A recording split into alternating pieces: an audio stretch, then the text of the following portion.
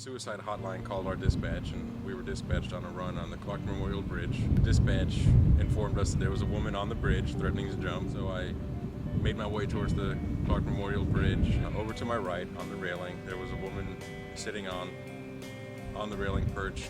She was on her cell phone, and I pulled up. Jeffersonville, Indiana police officer pulled up right in front of me. He approached her from one side, and I approached her from another angle. And while we were moving towards her, I was talking to her.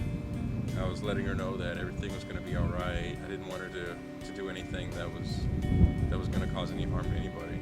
I just asked her to stay calm for me and relax. I got up close to her. She hadn't said anything to me. She was still just crying and upset and looking at the water and looking at me and looking back at the water. When I realized I was close enough within arm's reach, I wrapped my arm around her waist and just pulled her towards me and pulled her off of the railing and onto the bridge.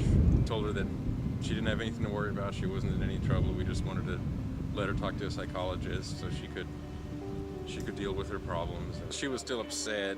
She didn't say a word to me the entire time. Being pretty numb, just like she had cried all day, and she was pretty spent. She was actually taken to the hospital, and where she spoke to a psychologist, and hopefully she's doing much better.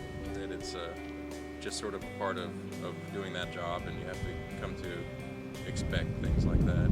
Everything that I do, my soldier skills and training tie in, and just being able to react and not panic, something that I've learned from being a leader and being deployed.